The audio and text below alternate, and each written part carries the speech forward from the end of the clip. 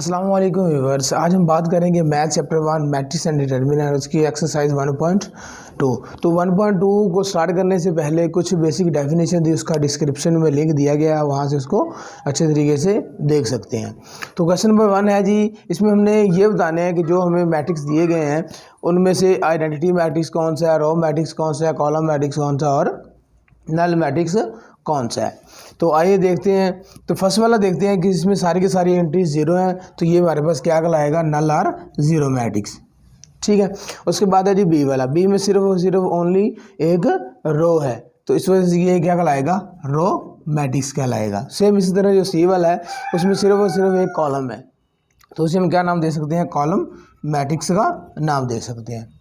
उसके बाद है डी वाला, डी वाले में देखें तो डायगोनल में हमारे पास जो एंट्रीज आ रही हैं वो 1 1 आ रही है। ठीक है, तो ये क्या कहलाएगा, आइडेंटिटी मैट्रिक्स कहलाएगा। उसके बाद है जी ई, ई में क्या आ रहा है कि उसकी जो एंट्री है वो जीरो है, तो इसे हम क्या नाम दे देंगे, नल और जीरो मैट्रिक्स का नाम दे देंगे। उसके बाद है जी एफ, एफ में क्या आ रहा है कि सिर्फ और सिर्फ एक ही कॉलम आ रहा है, तो ये हमारे पास क्या कहलाएगा, कॉलम मैट्रिक्स कहलाएगा। उसके बाद है जी क्वेश्चन नंबर 2 कि इसमें हमने बताना है कि स्क्वायर, रेक्टेंगुलर, रो, कॉलम, आइडेंटिटी और नल मैट्रिसेस। ठीक है ना, इनको हमने आइडेंटिफाई करना है कि ये जो हमें मैट्रिक्स दिए गए हैं इनमें से कौन कौन सा मैट्रिक्स है जो स्क्वायर है और कौन सा है जो रेक्टेंगुलर है, रो है, कॉलम है, आइडेंटिटी है और नल मैट्रिसेस है। ठीक है, तो फर्स्ट वाला देखते हैं। फर्स्ट वाले में देखें कि हमारे पास जो इनका ऑर्डर है वो सेम नहीं है। ठीक है ना, जिस मैट्रिक्स का ऑर्डर सेम नहीं होता वो हमारे पास रेक्टेंगुलर मैट्रिक्स होता है। क्लियर है।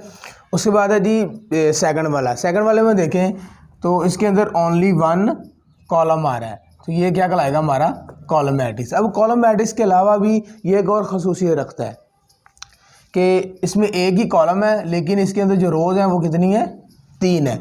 मतलब इसका जो ऑर्डर है वो सेम नहीं है, तो ये हमारे पास रेक्टेंगुलर मैट्रिक्स भी कहलाएगा। क्लियर है। उसके बाद है जी थर्ड वाला, थर्ड वाले में देखें कि इसका ऑर्डर क्या है, सेम है, 2 by 2 है, तो ये हमारे पास स्क्वायर मैट्रिक्स कहलाएगा। ठीक है। उसके बाद है जी 4 वाला, 4 वाले में डायगोनल में एंट्रीज 1 1 आ रही हैं, तो ये क्या कहलाएगा, आइडेंटिटी मैट्रिक्स कहलाएगा। आइडेंटिटी के अलावा ये स्क्वायर मैट्रिक्स भी है, क्योंकि अगर इसकी ऑर्डर की बात करें तो इसका जो ऑर्डर है वो क्या है, 2 by 2 है, तो इस वजह से इसे हम स्क्वायर मैट्रिक्स भी कह सकते हैं। उसके बाद है जी फिफ्थ वाला, फिफ्थ वाले में देखें कि इसका जो ऑर्डर है वो सेम नहीं है, इसका ऑर्डर जो बन रहा है वो 3 by 2 बन रहा है, तो ये हमारे पास क्या कहलाएगा, रेक्टेंगुलर मैट्रिक्स कहलाएगा। उसके बाद है जी 7 वाला, 7 वाले में कॉलम है, तो ये क्या कहलाएगा, हमारे पास कॉलम मैट्रिक्स। लेकिन अगर हम इसकी बात करें ऑर्डर की, तो ऑर्डर के लिहाज से अगर देखते हैं तो इसका ऑर्डर बन रहा है 1 by 3, तो कॉलम के साथ साथ ये रेक्टेंगुलर मैट्रिक्स भी बन रहा है। उसके बाद है जी 8 वाला, 8 वाले में देखते हैं कि इसका ऑर्डर क्या बनता है, 3 by 3, तो ये हमारे पास स्क्वायर कहलाएगा, स्क्वायर मैट्रिक्स। क्लियर है। उसके बाद है जी लास्ट वाला हमारे पास मैट्रिक्स, उसमें सारी की सारी एंट्रीज जीरो है। जब सारी की सारी एंट्रीज जीरो हैं तो वो हमारे पास क्या कहलाएगा, नल मैट्रिक्स। अब देखिए नल मैट्रिक्स के साथ साथ ये एक और खसूसियत भी रखता है, क्योंकि ये इसका जो ऑर्डर है वो सेम नहीं है, ऑर्डर क्या 3 by 2 है, तो ये नल मैट्रिक्स के साथ साथ हमारे पास रेक्टेंगुलर मैट्रिक्स भी कहलाएगा। क्वेश्चन नंबर 3 है कि आप लोगों ने आइडेंटिफाई करना है आइडेंटिटी मैट्रिक्स, डायगोनल मैट्रिक्स और स्केलर मैट्रिक्स को। आइडेंटिटी मैट्रिक्स को हम यूनिट मैट्रिक्स भी कहते होते हैं। ठीक है, तो इसका क्वेश्चन नंबर 1 है, जो हमें 1 मैट्रिक्स दिया गया है, इसमें हमने देखना है कि क्या ये आइडेंटिटी मैट्रिक्स है, डायगोनल मैट्रिक्स है या स्केलर मैट्रिक्स है। तो अगर इसके डायगोनल में देखें तो डायगोनल के अंदर जो एंट्रीज है वो सेम है। ठीक है, जब सेम एंट्रीज आ जाती हैं तो ये हमारे पास स्केलर मैट्रिक्स कहलाता होता है। डिस्क्रिप्शन में मैंने लिंक दिया हुआ है, आप वहाँ से इसको अच्छे तरीके से क्लियर कर सकते हैं। सेम इसी तरह बी वाला मैट्रिक्स क्या दिया गया है, अब देखें इसके अंदर जो एंट्रीज है ना वो डिफरेंट है। ठीक है ना। जब एंट्रीज डिफरेंट आ जाएगी तो ये अप्रोच कर देगा डायगोनल मैट्रिक्स को। क्लियर है। उसके बाद है जी सी वाला। सी वाले में देखते हैं कि इसकी डायगोनल में एंट्रीज क्या है, 1 1 है। जब डायगोनल में एंट्री 1 1 आ जाती हैं तो ये आइडेंटिटी मैट्रिक्स या यूनिट मैट्रिक्स बनता होता है।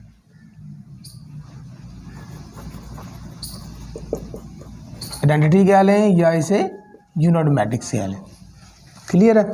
उसके बाद है जी डी वाला। डी वाले में देखें इसकी जो डायगोनल वाली एंट्रीज हैं ये डिफरेंट है, ठीक है ना। जब डायगोनल वाली एंट्रीज डिफरेंट आ जाती हैं तो ये हमारे पास डायगोनल मैट्रिक्स कहलाता होता है।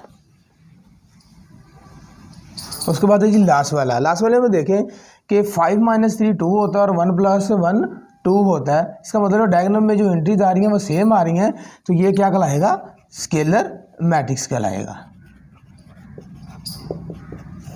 क्वेश्चन नंबर 4 है कि find negative of the matrices. अब हमने जितने मैट्रिसेस दिए गए हैं उनके हमने negative of the matrices find out करने हैं।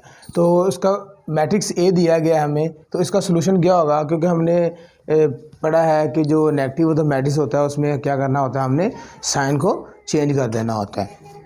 तो यहाँ पर देखें कि मैंने माइनस को बाहर निकाली है, यहाँ पर मैंने साइन को चेंज कर दिया। ये वाला जो माइनस है वो मैंने ए के साथ लगा दिया, तो -a इज़ इक्वल टू -1 0 और 1, ये इसका आंसर बन जाएगा, क्योंकि जस्ट हमने क्या करना है, चेंजिंग द साइन करना है। सेम इसी तरह ये सी वाला मैंने मैट्रिक्स लिया हुआ है, इसमें भी हमने ये करना है, क्योंकि ये सारे के सारे क्या हैं, प्लस है, तो ये सारे के सारे क्या आ जाएगा, माइनस हो जाएंगे और बाहर माइनस निकालेंगे। ये वाला माइनस इस सी के साथ लग जाएगा। क्लियर है।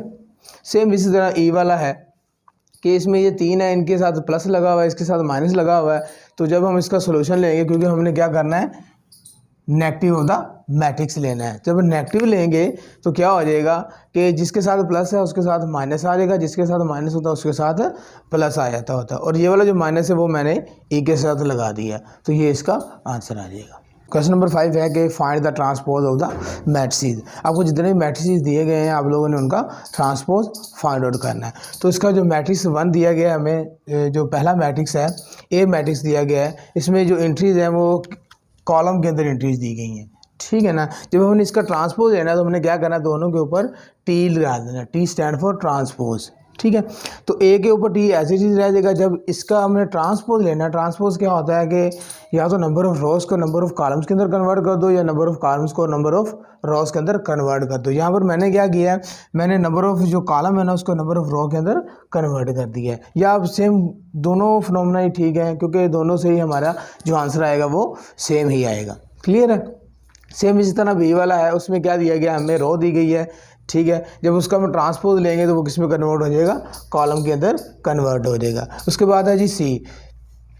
सी में हमें दिया गया है कि 1 2 -1 3 और 0, ठीक है। अब इसको हमने क्या करना है, इसका ट्रांसपोज लेना है। तो हम क्या करेंगे, सी के ऊपर भी टी डाल देंगे और जो मैट्रिक्स दिया गया उसके ऊपर भी हम टी डाल देंगे, टी स्टैंड फॉर ट्रांसपोज, ठीक है। जब हम इसका ट्रांसपोज लेंगे तो जो रोज़ हैं उनको कॉलम्स के अंदर, जैसे है ना ये वाली रो है, इसको मैंने इस कॉलम के अंदर कन्वर्ट कर दिया। सेम ये वाली रो, इसको मैंने इस कॉलम के अंदर कन्वर्ट कर दिया, और ये वाली रो इसको मैंने इस कॉलम के अंदर कन्वर्ट कर दिया। तो ये हमारे पास क्या कहलाता होता है, ट्रांसपोज ऑफ द मैट्रिसेस कहलाता होता है। सेम इस तरह ई वाला, ठीक है।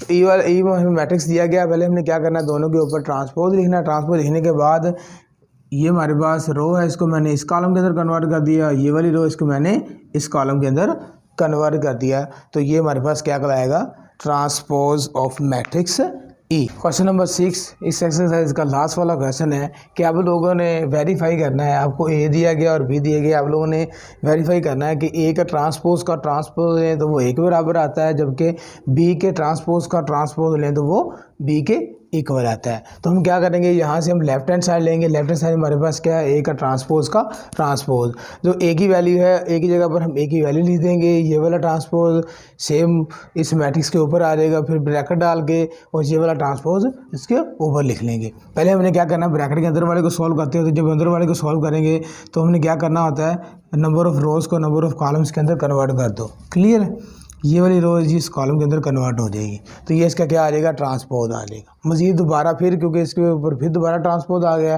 तो दोबारा ट्रांसपोज लेना है, तो फिर क्या हम करेंगे, ये जो इसकी रोज़ हैं इसको फिर हम दोबारा इसके कॉलम्स के अंदर कन्वर्ट कर देंगे। क्लियर है। ये हमारे पास आ गई लेफ्ट हैंड साइड। अब हम राइट हैंड साइड क्या है, हमारे पास ए है, तो ए की वैल्यू क्या है 1 2 0 1। तो देखें लेफ्ट हैंड साइड और राइट हैंड साइड दोनों बराबर हैं, तो हम लिख देंगे कि hence proved left hand side is equal to right hand side. पर साबित हुआ left hand side is equal to right hand side. Clear है। सेम इसी तरह बी वाला भी है कि हमने क्या करना है, लेफ्ट हैंड साइड लेनी है कि बी का ट्रांसपोज का ट्रांसपोज। तो बी का ट्रांसपोज का ट्रांसपोज यानी बी की वैल्यू लिखेंगे जो हमें मैट्रिक्स दिया गया यहाँ पर, ट्रांसपोज है तो उसका ट्रांसपोज लिख देंगे ब्रैकेट डाल के, फिर उसका ट्रांसपोज हम लिख देंगे।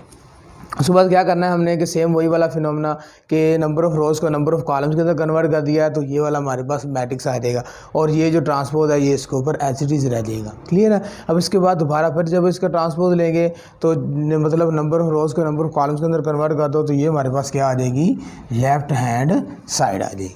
क्लियर है। अब हमने क्या करना है, राइट हैंड साइड लेनी है, वो हमारे पास क्या है, बी है। तो बी की वैल्यू का हमें बताया कि 1 1 2 0 है। क्लियर है। तो अब देखें कि लेफ्ट हैंड साइड और राइट साइड दोनों बराबर हैं, तो हम लिख दें कि हैंस प्रूव्ड, पर साबित हुआ left hand side is equal to right hand side.